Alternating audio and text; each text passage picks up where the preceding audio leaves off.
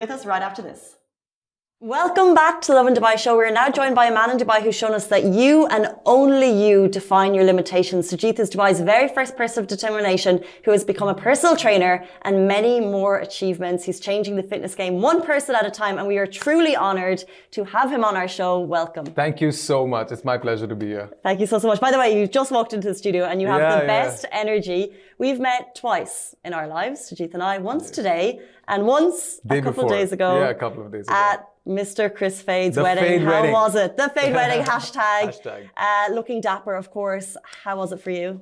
Oh, the wedding was lovely. It was Chris Fade's entry is something I think we should talk about. That was one amazing entry. I can never get over that. It was a ball. It was definitely a ball. It was a ball. Probably like the fanciest thing we will, for me, ever been to. And then you said you're going to Expo next day. So you're a man that does not stop. I had a talk at Expo with the very next day, and it was at a very short time because my speech was getting ready. And I was overworked and there was just a lot happening, but everything just went on time. And that was yesterday. And here I am today at Lovin Dubai. It doesn't stop. Yeah, it doesn't stop. Sujith is a man that you may not know he's a man of many talents, because I think you said that people at the wedding didn't know that you were a banker, you're a personal trainer, you're a motivational speaker. And what I want to let people know today is a little bit about your background and your story. Okay. So back in 2013, your life changed. Yep. If we can take people through it, you were in a motorcycle accident. Yeah, in my college days. In your college days. Yeah. And people thought you had a 40% chance of surviving. The doctor said I had a 40% chance of survival after the surgeries were done. Because it's not after the surgery, because it wasn't easy for a body to recover after what I went through. Like physically, I had 18 fractures on my skull alone. I had ribs broken, my spinal cord broken. So the doctor said he's not gonna. There was a lot of things said he's never going to walk again. His memory is going to be weak because 18 fractures, you can understand the injury to a brain at that point. And then they said he's going to be blind from one eye because my eye was depressed. So for me, me surviving is a miracle. There's no other way I can say it. I don't know if it's too sensitive, and maybe I should have asked you before the show. Is it difficult to go back and relive that day? I have spoken about my stories in so many places. But every time I say it, there is a pinch of me that, like, when I say some certain parts of the story, you know, it does take me back. It does pull me back. But then I realize how stronger I've become. I realize what I have beaten to get where I am today. You know, like there was a lot of, other than the surgery, other than the physical damage that happened to my body, even mentally, there was so much things that broke me down over the period of time, realizations and people's limitations on me. That was, I think, the biggest shock, like biggest battle I had to fight. People's limitations more than the physical damage. Well, exactly. If a doctor, a medical professional is telling you one thing, how do you overcome that? He walks to my dad and he tells your lives, he's like, not son's life, your lives have changed from now on. You accept this. He's not going to have a very strong memory. He's never going to walk again. And he's never going to see from his right eye. Wow. Again, this is what the doctor, who's apparently a 28-year neurosurgeon, told my father. They couldn't believe it. They couldn't. You're just, you know, I'm sitting here right next to you right now, and you know, so full of energy. What was your parents' reaction to that, and how did they then pass that information to you? So no one told me a lot of things initially because I was in a ventilator for 4 days. I was not breathing on my own. I was on a machine. I was unconscious for 4 days.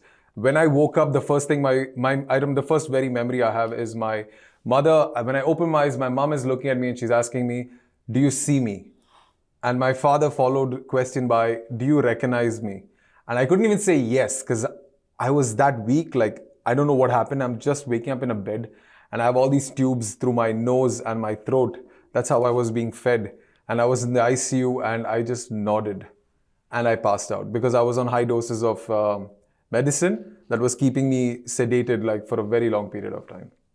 Yeah, so over the months is when they even told me there was a person on my bike. I didn't even know this. They told me how bad the injury. So it was given to me not directly by them, by many nurses and doctors in bits and pieces. Yeah. And it's been, correct me, how many years? 9 years later, you've been through. 10 on this 30th of March. Wow, a decade. Yeah. And in that decade, there's been 13 surgeries. There's been 16 surgeries. 16 surgeries. 16 surgeries till date. And each one, what do you expect from each one? Like, did you know that there would be that many at the beginning of the road? I was supposed to only be having the first 2 surgeries. The rest was because of a malpractice of a doctor that happened to me. Initially, I only have for the fractures I had on my skull. That was a 6-hour surgery, and 2 rods were placed to balance my spine out. These were the only 2 surgeries I was supposed to have. Then we went with the Ayurvedic medicine, and he completely messed up my life. He made me go through treatment and therapies and conditions which were very unorthodox, but I would do anything at that point, at that age, just to walk back on my feet. So we blindly believed him, and it turned out to be a big scam. And I found myself back in the hospital, in the ICU, having blood transfusions and nearly going colorblind. Do you think about that a lot? Yes. That part, yes. Not more than my accident of what that person did to me, yes. That has left a big mark. What is more challenging for you, mentally overcoming what you've been through, or physically trying to regain your strength? Completely mentally. Physically, I feel I've dominated my game more than most people I know. But mentally, it's a mental battle. I wouldn't say it's not. It's a constant battle. It's a constant reminder of what I'm fighting for. Because I was giving the speech at Expo yesterday, and somebody asked me, how do I keep pushing myself? I have my days down. And what do I do then? I'm like, we all are humans. Nobody is a superhuman. Nobody has a life all figured out. And that's a fact. We are 8 billion people in this planet. And every single one, believe me, even if there's a person who's coming with an aura that he has it all or she has it all, that is not a fact. Every single one, 8 billion people in this world are in a constant journey till the very end of figuring out what life is. That's what I think. Every single day we are trying to be better. We are trying to figure out our own paths, our own journeys, right? So yeah, that's what I think, So I tell them, even when I'm depressed, I allow myself to be depressed for that 1 or 2. I don't hold that emotion and show a different face outside. I let it pass. But then I make sure on the 3rd day I'm back and I know what I'm fighting for and I know how far I've come. So that pushes me forward. Amazing. Speaking of physically kind of overcoming and bossing what you're doing, massive shout out to Sujith. He has become the first person of determination to get an official personal trainer certificate in Dubai. Was training always a part of your life to such an extent? No. So I never usually have been to a gym before that, but in my college days in Bangalore, where I did my college, is where I got involved. Are you a Dubai kid, by the way? I'm a Dubai kid. Okay. But then as a punishment, my parents sent me to India. So they're like, he's going to be better once he gets to boarding and a little bit more discipline. I was not the best of chill. Academically, I was not doing so great. I was just messing. You know how it is, right? At that age, so I was not very serious about life. So they sent me to India so to be a little bit more focused. And when I went into college in Bangalore, I'm basically from Kerala. When I went to Bangalore, I got involved in boxing. This completely transformed my life. Like it gave me discipline. It gave me a sense of, confidence, a sense of strength, And that was my training, I would say. After my accident, I didn't train for, I think, a good 4-5 years. And when I came back to Dubai, I was like skin and bones. So the first thing I understood is I needed to get my strength back. I need to start doing things on my own because I wouldn't be able to shift from a wheelchair to a bed or a car without someone's help all the time. I always needed somebody with me. I was that fragile. So training is what built my confidence little by little. Like the first 3 weeks, I still remember was lifting 2 and 5 kilos and 7 kilos max. The big boy side of the gym, I never even entered. I never even looked over that side. Yeah, I know the one with the mirrors and the people.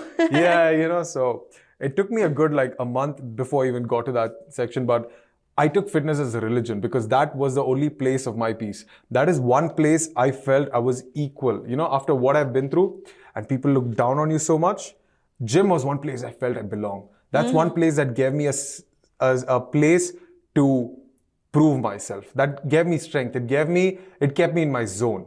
So that was religion for me. Every day, 6 o'clock in the gym. Every single day, religiously. So despite the fact that you are now, basically, you have a day job, full-time day job as a banker. Yes. You also do the motivational speeches on the side. How much of your life does that take up? And your personal training. Yes. That is like major inspiration to any of us right now who are sitting here. You have a day job and you're struggling to get to the gym once or twice a week. Like that is major inspiration. And I make music. As a whole. You make music. I make rap. So I've released my first rap video in 2020. Oh, we'll need to give it a listen. I'm releasing my very next one in April first week. What's your style? Rap. It's a little bit, if you could say, I'm a storyteller rapper. Okay. So I tell my own story, but in different ways, in different forms and emotions and feelings in the terms of rap music. So how can we find it? And in my Insta, I've released a couple of them. So that's Sujith Story on Insta. and I have a YouTube page which is called Sujith Verghese. So it's there on that. But now this year, 2022, I'm focusing majorly on music because I've been doing so much of, you try to do 10 different things. You can't just deliver 10 different things. So all these last years was my day job and my speaking. Now this year, I want to focus more on my fitness, completely transforming myself, and music. Interesting. Yep. So in terms of fitness, Yep. Is it, let's say the people that you're working with, what struggles are they trying to overcome? And do you think that your story inspires them? I would say my story definitely inspires them because when they see me, I follow by this motto, by lead by example.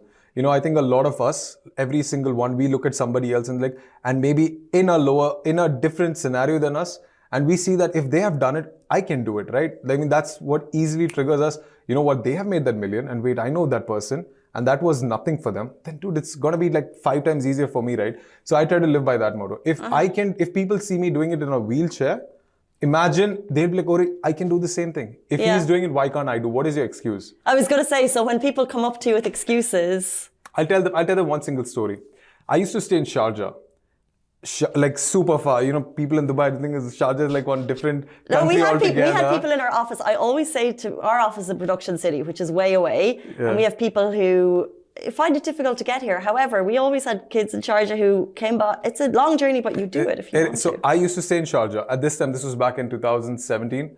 And I was not working. I didn't have a car and didn't have money to travel. I mean, I used to ask my parents because I was not making income.